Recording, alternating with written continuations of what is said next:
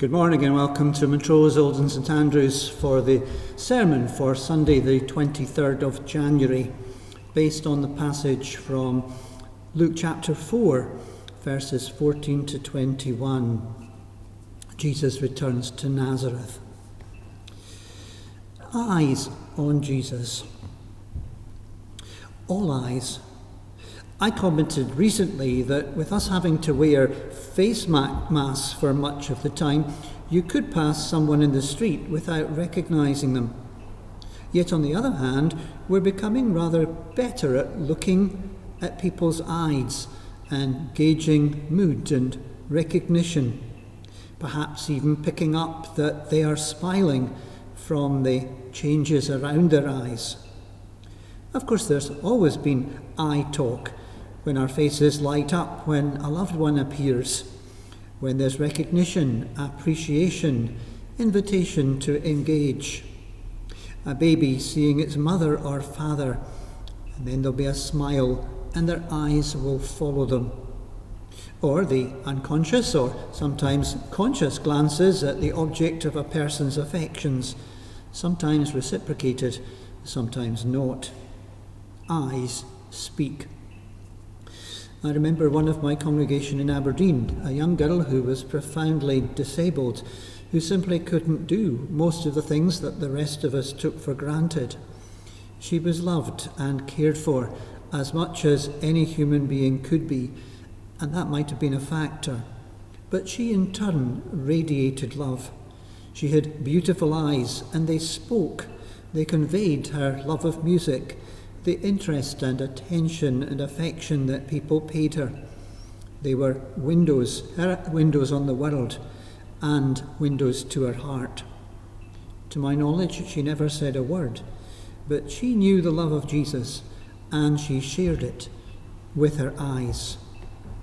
What use do we make of our eyes? What about Jesus? Jesus reads the scriptures. Jesus paid a short return visit to his hometown Nazareth.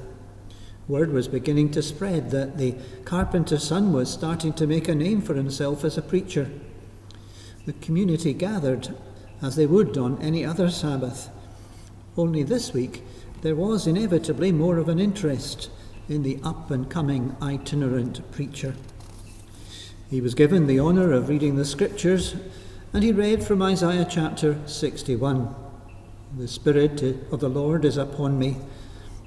It soon became apparent that this wasn't just a Bible reading. It wasn't even a well-read Bible reading, spoken by an experienced preacher, put across with meaning and conviction. This was personal. Joseph's son was applying the prophecy to himself, and while he didn't come out and say so in so many words, it was tantamount to him claiming to be the one that Isaiah had written about long ago, the Messiah, the Lord's anointed one. To say all eyes were on Jesus would be an understatement. He had their attention for sure. They were hoping for something, but nothing like this. The scriptures have come true in your hearing, he said. Did we hear him aright? Did Jesus, the boy that we knew growing up, the son of Joseph the carpenter and his wife Mary, just nigh on claim to be the Christ, the Messiah? Has he lost his marbles? Has he let the bit of fame that he's been getting go to his head? Some wanted to be proud of him. There's no doubt that he spoke with conviction and understanding. He didn't sound big-headed or self-seeking. In one sense, his message was powerful and carried conviction, but it was, for most people, too much. He'd gone too far. No one can claim to be the Messiah. How could he possibly think for one moment that his own people, his neighbours, folk who'd known him all through his life, could accept that Isaiah might have been speaking about him? And so he was rejected. Probably not by everyone, but there were enough who had been sufficiently offended by what they saw as his outrageous claims that we're told that he could do no miracles there. And he left, and no doubt Nazareth lost out. Eyes to see, eyes to do. Clearly that was not the response which Jesus had been hoping for. Rapt attention was not followed by appropriate action, because what people saw and heard was not at all what they expected from Jesus. I guess that they would have preferred some words of appreciation for his hometownspeople, perhaps some dramatic miracles for his own folk, as they'd heard he'd done in Galilee. Maybe some words of encouragement and hope specifically for Nazareth. None of that, because they simply didn't believe that the carpenter's son could possibly fulfill Isaiah's prophecy, could ever be the Lord's anointed. To them it was simply beyond belief. Jesus had lost the plot, or worse. They saw him, they heard his words, but they didn't let his message touch them. Children will watch very carefully the child who is leading them in the game Simon Says. Their eyes will give him or her rapt attention, alert to see the actions that they might be called to imitate. And they will be all ears for the words Simon says, so that they do what he or she says, or, in absence of those words, remain still. Wouldn't the world be a different place if we were each to do what Jesus said, rather than simply hear his words? Don't get me wrong, preachers can sense when their congregation is attentive to the scriptures being read, even to sermons being preached. It's a great help when there's an atmosphere of expectancy and an openness to hearing and understanding, not simply the words being read, even by the most diligent and sensitive of reader, but to listen out for God speaking through them. But that openness to the scriptures, that openness to God, isn't always there. It wasn't in Nazareth, and people went away with less than Jesus wanted to give them. Our eyes are to be on Jesus, not just to see him.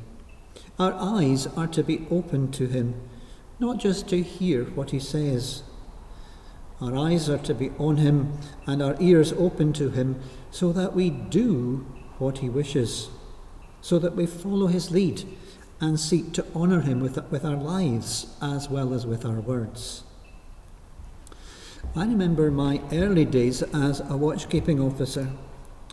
Our CO was the junior in the squadron, and we were literally last in line. I was on the bridge, special sea dutyman off the watch. Everyone would be closed up at their prime duty station. The captain on the bridge, I was off the watch, coxswain on the wheel, key people at their stations, because we were either going to enter or leave harbour or engage in some close manoeuvres.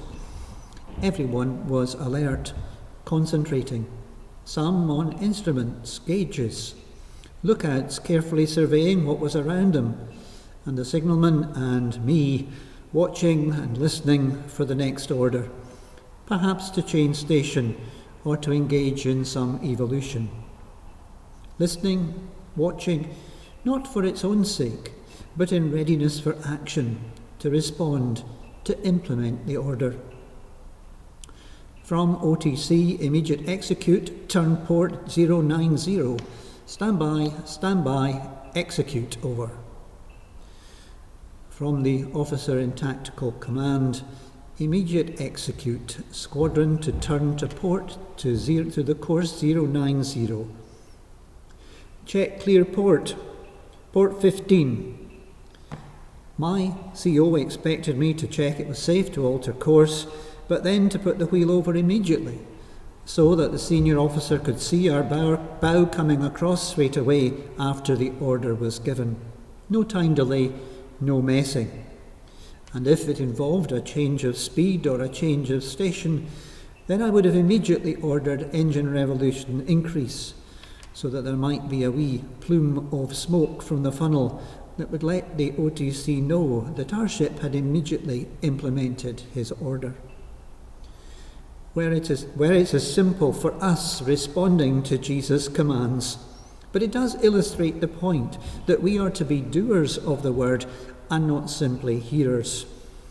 We aren't just to see what Jesus needs us to do, we're to get on and do it.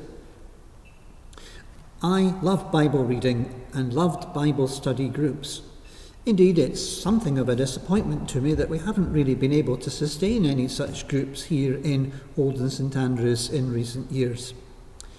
If I say it myself, I think I managed to help quite a number of people to engage not just with the scriptures and gain understanding from them, but in an easygoing, relaxed way, help people to see the relevance of the Bible to their own daily living and begin to apply that in practical ways. There can be something of that in sermons and so on, but in small groups it's far easier to foster people's understanding and tease out a response, as well, of course, as highlighting those things that need to be given greater clarity. It helps folk to think things through themselves and to take things further than if they were simply listening. The Take Two material that I provided was intended to be a half step in that direction. The scriptures are important, but they're not an end in themselves. They're intended to lead us to Jesus and to help us to follow him. It isn't enough for us to read them or even to understand them, though any efforts in that direction are bound to be a help. Really, we are to use them to help us to love, serve, and follow Jesus and to do what he requires. And the good thing is that beyond that, he gives us so much help to implement that. It's great to see people's eyes, to get that recognition, perhaps a glint of understanding, and we shouldn't undervalue that contact. But let's remember too that we are to have our eyes on Jesus and to be open to his lead, ready to follow and to do what he requires in his strength and for his glory. May the Lord bless you. Amen.